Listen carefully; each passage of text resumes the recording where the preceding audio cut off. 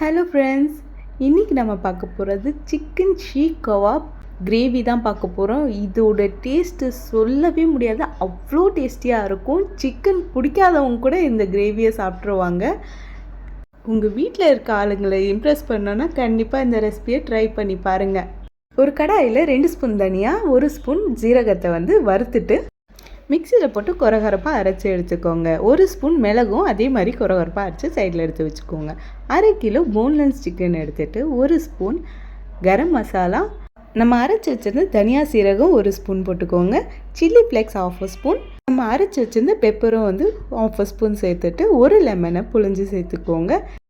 2 மிளகாவை கட் பண்ணி சேர்த்துக்கோங்க. கொஞ்சம் கொத்தமல்லி, ஒரு பெரிய சைஸ் வெங்காயம் ஒன்று ரஃப்பாக சாப் பண்ணி சேர்த்துக்கோங்க. இது எல்லாத்தையும் மிக்ஸ் பண்ணிவிட்டு ஒரு மிக்சி ஜாரில் மாற்றிட்டு தேவையான அளவு உப்பு சேர்த்துக்கோங்க. 2 ப்ரெட்டை சேர்த்து அரைச்சி எடுத்துக்கோங்க. என்கிட்ட பிரெட் கிராம்ஸ் இருந்துச்சு, அதையும் வச்சு அரைச்சி எடுத்துக்கிட்டேன். அரைச்சிட்ட பிறகு இந்த மாதிரி தான் இருந்துச்சு. இது நம்ம இப்போ ஷீக் செஞ்சிடலாம். அதுக்கு நான் பென்சிலை வச்சு தான் செய்ய போகிறேன். பென்சிலை வச்சு இந்த மாதிரி ஷேப் கொடுத்துக்கிட்டு பென்சில் மட்டும் வெளியே எடுத்துருங்க. உங்களுக்கு இந்த மாதிரி செய்கிறதுக்கு கஷ்டமாக இருந்துச்சுன்னா கூட சின்ன சின்ன உருளைகளாக பிடிச்சி கூட நீங்கள் போட்டுடலாம். ஆனால் இந்த மாதிரி டிஃப்ரெண்ட்டாக செஞ்சு கொடுக்கும்போது எல்லோரும் லைக் பண்ணி சாப்பிடுவாங்க.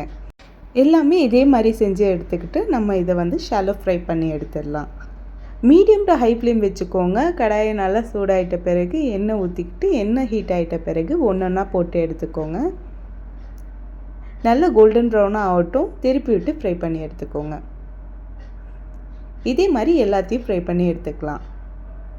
எல்லாத்தையும் ஃப்ரை பண்ணி எடுத்தாச்சு. இப்போ கிரேவி செஞ்சிடலாம். அதுக்கு நான் 2 ஸ்பூன் அளவுக்கு எண்ணெய் ஊற்றிட்டு 3 பச்சை மிளகா போட்டிருக்கேன். 1 கைப்பிடி அளவு முந்திரி போட்டு ஒரு தடவை கிளறி கொடுத்துக்கோங்க. ஒரு பெரிய சைஸ் ஆனியனை ரஃபாக சாப் பண்ணி இதையும் சேர்த்துட்டு நல்லா வதக்கிக்கோங்க. இந்த அளவுக்கு வதங்கிட்ட பிறகு ஃப்ளேம் ஆஃப் பண்ணிவிட்டு ஒரு மிக்சி ஜாரில் மாற்றிட்டு அதையும் அரைச்சி எடுத்து தனியாக வச்சுக்கோங்க. இப்போ நான் அதே கடாயில் 2 ஸ்பூன் எண்ணெயை போட்டுட்டு 2 ஸ்பூன் ஜிஞ்சர் கார்லிக் பேஸ்ட் போட்டு நல்லா வதக்கிக்கோங்க.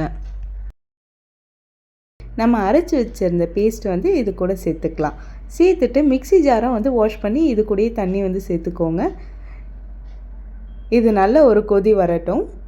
இப்போது 1 டம்ளர் அளவுக்கு தண்ணியை சேர்த்துட்டு நல்லா மிக்ஸ் பண்ணி கொடுத்துக்கோங்க. ஒரு கொதி ஆண்ட பிறகு நம்ம மசாலாலாம் சேர்க்க ஆரம்பிச்சிடலாம். ஆல்ரெடி நம்ம அரைச்சி வச்சுருந்த தனியா பவுடர் 1 ஸ்பூன் சேர்த்துக்கோங்க. நம்ம அரைச்சி வச்சுருந்த pepper 1/2 spoon, 1 spoon garam masala சேர்த்துட்டு நல்லா மிக்ஸ் பண்ணி கொடுத்துக்கோங்க. 5 ஸ்பூன் தயிர் எடுத்திருக்கேன். தயிர் நல்லா அடிச்சுட்டு இது கூட சேர்த்துக்கோங்க. இப்போ இதில் மிக்ஸ் பண்ணிக்கலாம். இப்போ நல்லா கொதிச்சிட்ட பிறகு உங்கள்கிட்ட கஸ்தூரி மேத்தி இருந்தால் கொஞ்சமாக சேர்த்துக்கோங்க, இல்லைன்னா ஸ்கிப் கூட பண்ணிக்கலாம். இப்போ நம்ம ஃப்ரை பண்ணி எடுத்த கவாப்ஸ் எல்லாம் இதில் சேர்த்துக்கலாம். உப்பு கரெக்டாக இருக்கான்னு செக் பண்ணிவிட்டு கவாபை சேர்த்துக்கோங்க. சேர்த்துட்டு மெதுவாக மிக்ஸ் பண்ணி கொடுத்துக்கோங்க. கவாப்லாம் உடையறதுக்கு வாய்ப்பு இருக்குது. இப்போது கொத்தமல்லியை போட்டு கீழே இறக்கிடலாம். Chicken seekh kebab gravy ready ஆகிடுச்சு. இதை சாப்பிட்டு எல்லாருமே நல்லா இருக்குன்னு சொல்லிட்டு ரொம்ப சந்தோஷப்பட வச்சுட்டாங்க. நீங்களும் இந்த மாதிரி சந்தோஷப்படணுன்னா கண்டிப்பாக இந்த கிரேவியை உங்கள் வீட்டில் இருக்கவங்களுக்கு செஞ்சு கொடுங்க. இந்த மாதிரி ரெகுலராக என்னோடய வீடியோஸ் பார்க்குறதுக்கு லைக் அண்ட் சப்ஸ்கிரைப் பண்ணிக்கோங்க.